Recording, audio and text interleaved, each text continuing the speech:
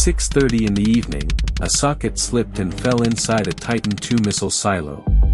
8.5 hours later, the silo exploded. This is Launch Complex 374-7, in the farmland near Damascus, Arkansas. On the night of September 18, 1980, it held a fully fueled intercontinental ballistic missile, and a 9-megaton nuclear warhead. It was one of 54 Titan II missiles the United States kept on alert. That night, a single dropped tool would begin a leak that ended in the destruction of the entire complex. The Titan II was the largest intercontinental ballistic missile the United States ever deployed, 103 feet of rocket, built to survive a Soviet first strike and launch in reply. 54 of them stood on alert between 1963 and 1987, in hardened silos across 3 states, Arkansas, Arizona, and Kansas. Each crew worked inside a concrete control center suspended on massive springs, designed to ride out a nearby nuclear blast. The missile carried a 9-megaton W-53 warhead, the largest single warhead ever deployed in the American ICBM program. Unlike earlier missiles, the Titan II used storable liquid propellants. It could stay fueled at all times and launch within about a minute of an order. But keeping it fueled and ready was also what made it dangerous. Its fuel and its oxidizer were hypergolic, they ignite on contact with each other. And fuel vapor, mixed with the air in the silo, could build into an explosive atmosphere, one that required an ignition source. The fuel was Aerozine 50, a hydrazine-based mixture. The oxidizer was nitrogen tetroxide. Both were toxic. Anyone entering the contaminated complex depended on a limited supply of breathing air. When that supply ran low, the team had to withdraw, whether or not its work was finished. This exact complex had leaked before. On January 27, 1978, an oxidizer leak here sent a cloud of toxic fumes 3,000 feet long across U.S. Highway 65. The cloud was about 300 feet wide and 100 feet high. Civilians were evacuated, and 4 people were hurt. That leak was repaired quickly. Servicing the missile was routine work, done by 2-man crews on a fixed schedule.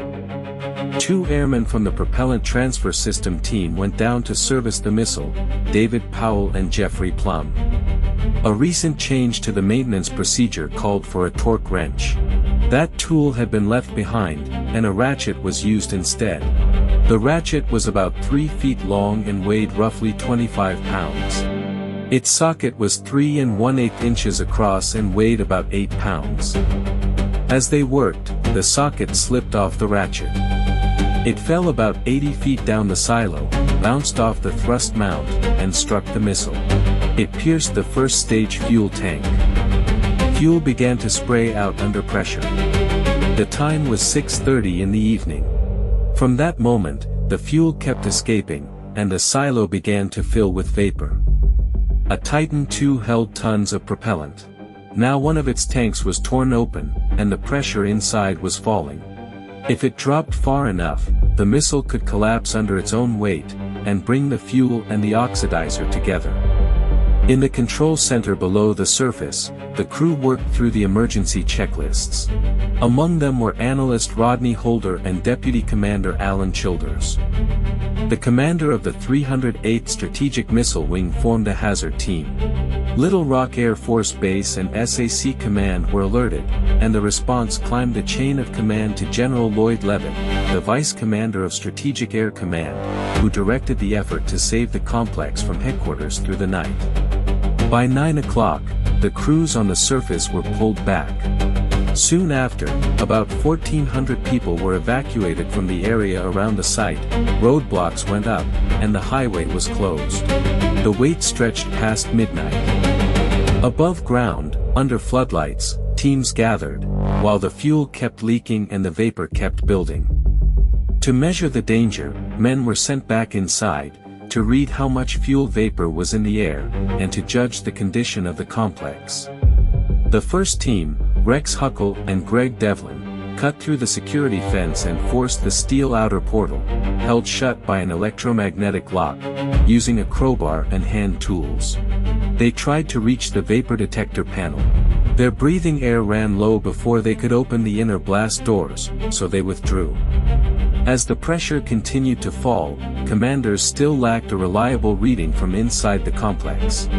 No one could rule out a sudden collapse of the missile, or the fuel reaching the oxidizer. Sergeant Jeff Kennedy and Airman David Livingston went in next.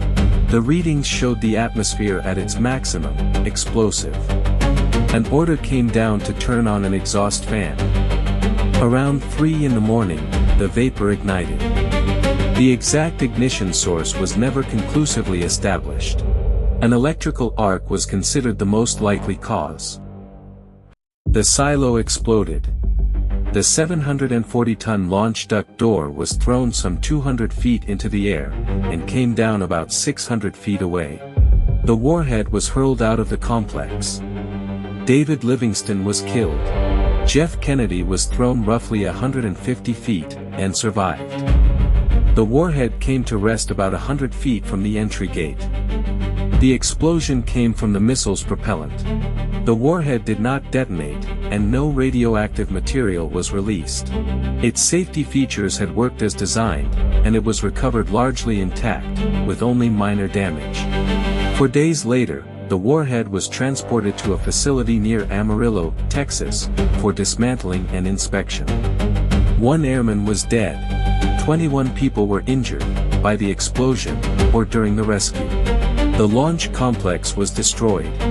It became the most publicized accident in the history of the Titan II program. The cleanup gathered tons of debris from some 400 acres around the site and pumped about 100,000 gallons of contaminated water from the silo. Replacing the complex was estimated at more than $200 million. In the end, the Air Force sealed it with soil and gravel. The Air Force classified the event as a broken arrow, a nuclear weapon accident that did not create a risk of nuclear war. A congressional inquiry that followed found the Titan II program essentially reliable. The inquiry recommended better communication between the Air Force and local officials, along with a change to the neither confirm nor deny policy. 6 of the men were later awarded the Airman's Medal for heroism, David Livingston among them, posthumously. The aging Titan IIs were retired gradually, between 1982 and 1987. Complex 374-7 was never rebuilt. The damaged silo was filled and sealed. In 2000, the site was added to the National Register of Historic Places. The accident became a case study in how an ordinary maintenance error can cascade inside a nuclear weapons system.